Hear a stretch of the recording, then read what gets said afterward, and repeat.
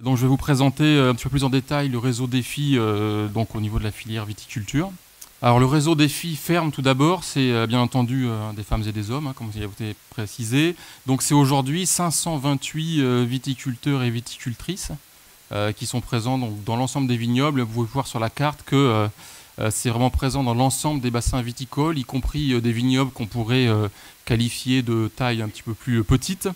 Donc ça se veut vraiment représentatif de toutes les viticultures et de toutes les conditions agroclimatiques de production. Et on pourrait dire qu'il y a toujours un viticulteur Défi qui est près de chez vous, si vous en avez besoin. Donc le réseau Défi, c'était en 2012 30... alors oui, donc ces viticulteurs, 528 viticulteurs sont accompagnés par 46 ingénieurs réseau, hein, dont vous a parlé Marie juste avant. En 2012, nous avions donc 32 réseaux viticulture et suite au réengagement et au nouvel appel à candidature pour l'extension du réseau, 16 réseaux viticoles nous ont rejoints et seulement 2 n'ont pas souhaité poursuivre l'aventure. Donc le réseau s'est fortement étendu récemment et de nouveaux réseaux devraient nous rejoindre au courant 2017. Donc comme évoqué précédemment, vous voyez le côté multipartenarial du réseau. Donc même si la majorité des IR proviennent de chambres d'agriculture, il y a aussi des IR qui viennent de différentes associations ou de négoces et de coopératives. Alors le réseau ferme, c'est également des viticulteurs qui s'engagent, alors d'abord à participer au groupe, à la vie, aux travaux du groupe, mais qui s'engagent également sur des progrès en termes d'usage de produits phytosanitaires, tout en maintenant, comme il a bien été dit en introduction, les objectifs de production et donc la compétitivité des exploitations. Donc ils s'engagent sur des progrès qui peuvent être des réductions d'IFT, comme c'est le cœur du réseau Défi, ou des maintiens d'IFT bas pour les exploitations qui sont déjà performantes. Mais ça peut être des choses comme la réduction des herbicides plus ciblés, ou voire la suppression des herbicides, un recours accru à l'usage du biocontrôle, la conversion à l'agriculture biologique, et systématiquement s'engagent à utiliser leur exploitation comme outil de démonstration, à communiquer envers l'ensemble des viticulteurs. Alors comme Marie l'a expliqué, l'ensemble des groupes ont élaboré des projets collectifs qui vont au-delà de la réduction d'IFT et qui ont pour but de travailler ensemble sur des sujets qui intéressent le groupe. Alors ces projets concernent, vous voyez ici sur le graphique, hein, la répartition en pourcentage des projets collectifs du réseau actuellement. Donc on voit qu'il y a une thématique là, qui est en vert globale de gestion des sols avec peu ou pas d'herbicides, hein, qui concerne la fertilité des sols, la gestion des adventices, les couverts végétaux. Donc une thématique qui est très largement abordée par le réseau Défi, et cette thématique fera l'objet d'une séquence spécifique cet après-midi. Une seconde thématique qui est celle du biocontrôle, donc de l'utilisation de produits de biocontrôle ou de recours à des régulations naturelles biologiques, intéresse également un certain nombre de groupes. Et la thématique de l'efficience des produits phytosanitaires est également bien présente, hein, par l'utilisation d'OAD, l'optimisation du matériel, l'agriculture de précision, la viticulture de précision, donc intéresse de nombreux groupes, et donc ce sujet fera également l'objet d'une séquence aujourd'hui. Et puis on a un certain nombre d'autres thématiques qui intéressent des groupes, hein, que ce soit l'impact sur l'environnement, ou des thématiques de partenariat, de communication, de matériel végétal, voire de performance économique ou de multiperformance. Donc une diversité quand même de sujets qui sont abordés au sein des projets collectifs. Alors le réseau ferme, c'est bien entendu des résultats, hein, depuis plusieurs années. Alors c'est d'abord des résultats qui concernent, mais la description des systèmes de culture. Donc on a aujourd'hui, ou très prochainement, 537 systèmes de culture qui seront décrits assez précisément, décrits par l'état initial des pratiques des viticulteurs à l'entrée dans le réseau, mais également des éléments qu'on appelle nous décisionnels, c'est-à-dire les objectifs de protection que les viticulteurs s'assignent, les moyens qui sont mobilisés pour atteindre ces objectifs, pour maîtriser les bioagresseurs, décrits par des pratiques annuelles qui sont extrêmement précises, comme l'a déjà expliqué Marie, et également décrites par des performances, alors évidemment en termes d'usage des produits phytosanitaires, mais également des performances en termes de rendement, de temps de travaux et de performances économiques. Donc l'ensemble de ces éléments sont aujourd'hui dans une base dont Marie a parlé, la base AgroSys, qui constitue une base qui, à mon sens, est quand même relativement unique en viticulture, de description de ces systèmes de culture, et qui peuvent permettre à terme de proposer des références sur des systèmes qui sont peu consommateurs en phytosanitaire ou de trajectoires qui sont vertueuses en matière d'usage des produits phytosanitaires. Pour aller un petit peu plus loin dans les résultats, On peut s'intéresser aux leviers qui sont mobilisés par le réseau défi pour atteindre ces objectifs. Donc vous avez ici ce qui a été noté en 2016 sur à peu près 260 systèmes de culture. Donc on peut différencier, je pense que vous connaissez assez bien, les leviers en termes de leviers d'atténuation, donc qui ont pour objectif de réduire la sensibilité de la plante aux bioagresseurs, les leviers d'efficience qui vont plus jouer sur l'efficacité de l'application des produits phytosanitaires ou de biocontrôle, les substitutions, donc de substituer de l'application de produits phytosanitaires des méthodes physiques ou des méthodes biologiques, et des leviers qui sont plus de stratégie parcellaire, qui revient à gérer de manière différenciée des parcelles ou des îlots de parcelles sur les exploitations. Donc, sur le graphique, vous pouvez voir, on a demandé en fait aux différents viticulteurs d'identifier les leviers qui étaient mobilisés sur l'exploitation, et donc on peut en tirer le pourcentage de citation de ce levier en fonction des différentes régions qui sont présentes dans le réseau défi. Donc on peut voir que pour la maîtrise des maladies, comme on s'y attendait, c'est les leviers d'efficience qui sont très majoritairement mobilisés, avec également des leviers liés à l'atténuation, avec des petites différences entre les régions, mais finalement assez peu de substitution, de recours au biocontrôle pour les maladies. Pour les ravageurs, on est encore majoritairement sur des leviers d'efficience, mais on voit apparaître effectivement un petit peu plus de orangicides, donc de substitution, notamment liées à l'utilisation d'insecticides biologiques ou de recours à la confusion sexuelle qui est assez présent dans certaines régions, et puis des stratégies parcellaires qui sont un petit peu plus importantes. Bon, malgré le fait que pour les ravageurs, compte tenu du traitement obligatoire contre la cicadale vectrice de la flavescence, c'est un petit peu plus compliqué, mais on voit quand même apparaître des stratégies parcellaires différentes. Et pour la gestion des adventices, on a effectivement là un recours majeur aux leviers de substitution que sont le travail du sol, l'enherbement ou la substitution de l'épamprage chimique avec un épamprage mécanique ou manuel. Alors en termes de tolérance maladie ravageur, donc on voit rapidement sur ce graphique que la majorité des systèmes défis tolèrent une présence maladie ou ravageur sur feuilles ou sur grappes tant qu'elle n'altère pas on va dire le rendement, les performances en termes de rendement ou de qualité des vins, et on a finalement assez peu de viticulteurs qui n'acceptent aucune présence de symptômes. Alors il y a des petites différences entre les maladies, on voit des choses un petit peu plus importantes pour l'oïdium, mais globalement on a peu de viticulteurs qui ne tolèrent aucun symptôme de maladie, ce qui est quand même plus facile pour mettre en place des systèmes économes en phytosanitaire. Alors en termes de résultats, donc de consommation de phytosanitaires. Donc on a pu faire une étude sur 192 systèmes de culture qui sont suivis dans le réseau depuis 2013, pour lesquels on a l'état initial et l'ensemble des éléments depuis 2013.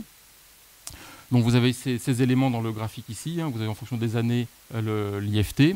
Alors donc on peut voir d'abord que, on savait déjà, c'est pas une surprise, une majorité de fongicides qui sont employés en viticulture. En termes d'insecticides, on est un IFT autour de 1,3, 1,4, on a peu d'évolution au cours des années, parce qu'effectivement on a un poids des traitements obligatoires contre la flavescence qui est important et qui freine un petit peu ces évolutions.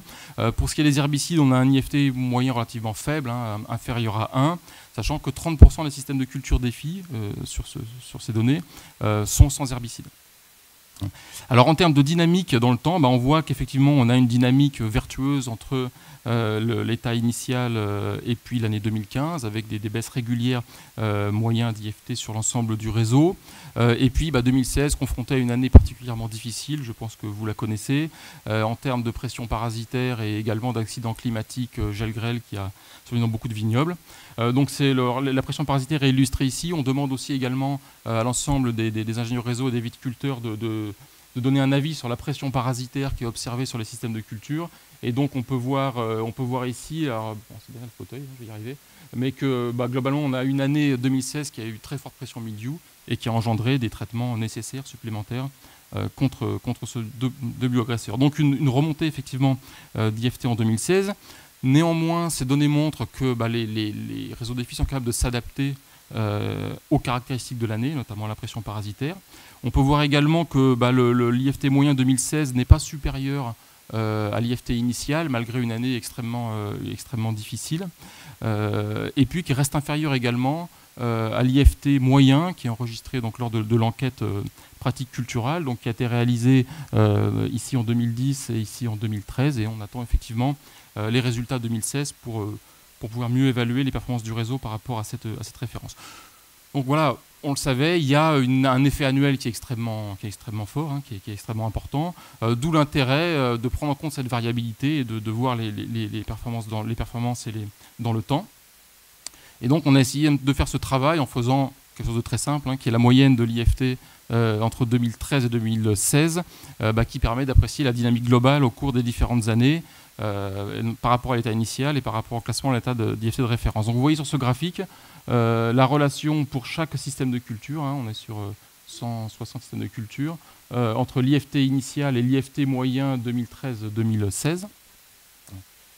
Et donc on voit que 60% quand même des systèmes de culture ont un IFT moyen qui est plus faible que l'IFT initial, donc on a quand même réduit leur IFT, à peu près jusqu'à 30% pour la majorité, voire pour plus de 30% pour 11% des systèmes de culture. Alors si on regarde par rapport à la méthodologie dont vous a parlé Marie, hein, le classement par rapport à l'IFT de référence régionale, donc on voit que si on prend cet IFT moyen 2013-2016, on a 82% des systèmes de culture défi qui ont un IFT qui est inférieur à cet IFT de référence régionale. Et si on regarde par rapport à l'état initial, on voit qu'on a une réduction notamment des systèmes qui ne sont pas économes et une augmentation des systèmes, hein, en vert clair ici, qui sont économes. Et si on regarde un petit peu plus dans le détail cette évolution, donc on voit qu'on a 6% de trajectoires qui ne sont pas très favorables, hein, des systèmes qui étaient initialement économes ou très économes et qui sont passés peu économes. Une partie, 53% des systèmes qui se maintiennent orange, ici peu économes, voire pas économes. Et puis on a quand même près de 27% des systèmes qui restent économes ou très économes, et puis 15% qui ont une trajectoire plutôt positive, donc malgré des années difficiles, qui sont passés de pas ou peu économes à économes, voire très économes. Donc un réseau qui, vous l'avez vu, n'est pas un réseau de systèmes ultra performants, mais qui, on voit bien la diversité des systèmes au niveau national. On a des points qui restent à améliorer, et là ça trace un petit peu la feuille de route des années à venir, c'est-à-dire que s'intéresser aussi aux freins au changement, pourquoi certains systèmes n'ont pas, voire pas suffisamment évolué, et puis on a aussi des systèmes qui sont robustes, qui marchent bien, et donc là tout l'enjeu est de la diffusion, de la communication et de la diffusion à l'ensemble des viticulteurs. Alors maintenant le dispositif XP. Donc le dispositif XP Viticulture, donc il a permis de structurer un réseau autour de 6 plateformes régionales, hein, 6 projets. Donc vous pouvez voir sur la carte ici, donc un projet en Val-de-Loire, hein, en Charente, hein, en Aquitaine, dans le sud-ouest, en arc méditerranéen et également en Alsace. Donc qui conduisent des expérimentations système qui vous ont été présentées par Marie, avec différents prototypes qui sont testés, mais avec des indicateurs d'évaluation, de performance qui ont été communs au niveau du réseau. Donc ces projets, ces 6 plateformes qui sont 6 projets, donc, sont pilotés par soit l'INRA, soit l'IFV, soit les chambres d'agriculture, et avec des partenaires qui sont extrêmement diversifiés, les chambres d'agriculture, les lycées agricoles, les stations expérimentales, les interprofessions, et également des entreprises privées ou des associations. Donc 6 projets qui en tout font 27 sites expérimentaux et 48 systèmes de culture défi qui sont testés sur ces expérimentations. Alors en termes de projets, il y en a, donc on est sur des projets qui tournent depuis maintenant quelques années. Donc 3 projets vont s'arrêter en 2017 et les 3 suivants s'arrêter en 2018.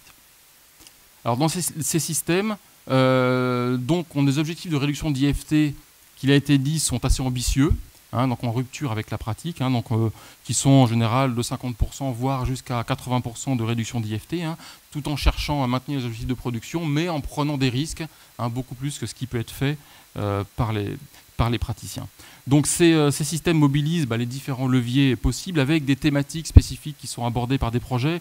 Donc on peut citer, vous les avez ici, pour ce qui est de la lutte physique, la thématique enherbement, engrais vert qui est assez présente dans les projets. Très présente également la thématique lutte chimique à travers l'élaboration de règles de décision qui sont innovantes pour la gestion des traitements. On aura des exposés tout à l'heure.